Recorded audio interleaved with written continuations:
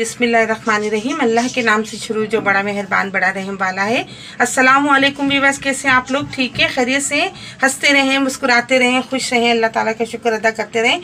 आज हम आप लोगों के लिए बड़ी ज़बरदस्त सी चटपटी सी रेसिपी बना रहे हैं। खट्टी मीठी इमली की चटनी बना रहे हैं, आपको बहुत पसंद आएगी। इसके लिए मैंने आधा किलो इमली को भिगो दिया था और इस तरह इसकी सारी गुठलियाँ निकाल के, ये देखिए इमली का रस, ये बिल्कुल इसको मैंने छान लिया है। इसी तरह मैंने अदरक को बिल्कुल बारीक पीस लिया था और इसमें से हम 4 चम्मच लेंगे। आधा किलो शक्कर है ये, 1 चम्मच काली मिर्चें हैं और 2 चम्मच पिसी हुई लाल मिर्चें हैं। बिस्मिल्लाह करते हैं, शुरू करते हैं रेसिपी। ये देखें, ये हमने पैन में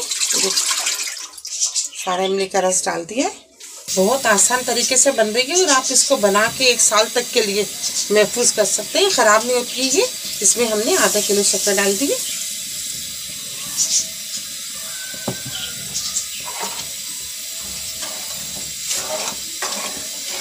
आधे घंटे तकरीबन हम इसको पकाएंगे ताकि ये अच्छी तरह से बिल्कुल एक लिक्विड इस फॉर्म में आ जाए।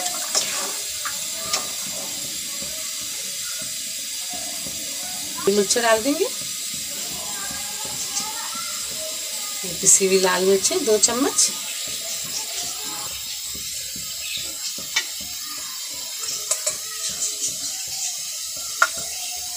ये 4 चम्मच अदरक का रस,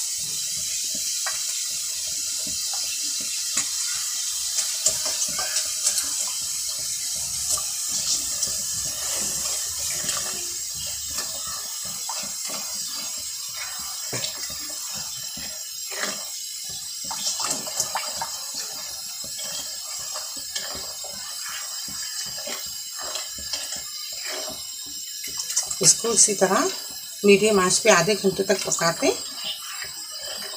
आधा घंटा हो गया, देखिए इस तरह, देखिए अच्छी तरह गाढ़ी हो गई है। आप इसको इस तरह चेक कर सकते हैं कि एक प्लेट लें और आप इस पर इस तरह डालें और अगर ये देखें इस तरह हिलाएं। अगर ये नहीं, ये देखिए इस तरह जमी हुई है तो ये बेहतरीन सी पक गई है। गैस को हम ऑफ कर देते हैं, आपको निकाल के दिखाते हैं।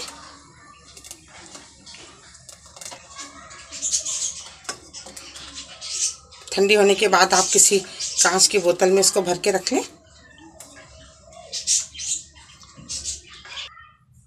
ये देखिए ज़बरदस्त सी इमली की खट्टी मीठी चटनी तैयार हो गई है।